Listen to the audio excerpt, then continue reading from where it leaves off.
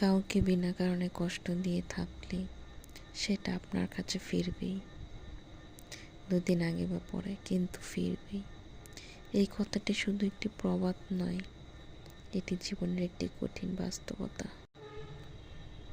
মানুষ যখন কাউকে অকারণে কষ্ট দেয়, তখন হয়তো সে ভাবে কেউ কিছু দেখছে না, বুঝছে না। কিন্তু প্রকৃতি সব চুপচাপ দেখে রাখে, সময় সব মনে রাখে।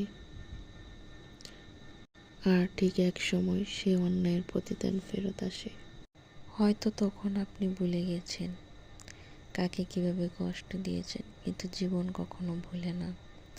কেউ যখন বিনা কারণে অন্যের চোখে জল আনে, মন ভেঙে দেয়, অসম্মান করে, তখন সে শুধু একজনকেই কষ্ট দেয়, সে নিজের ভাগ্যকেও কলঙ্কিত করে।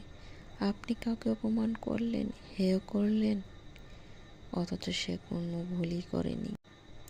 তখন তার দোয়া নয়, তার বুকের চাপা কষ্ট, একান্ত আরতি আকাশের দিকে উঠে যায়।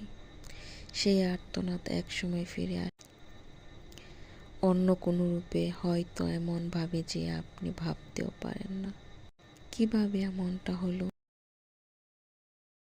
জীবনে সব কিছুরই প্রতিদান আছে, আপনি যা দেন তাই ফেরত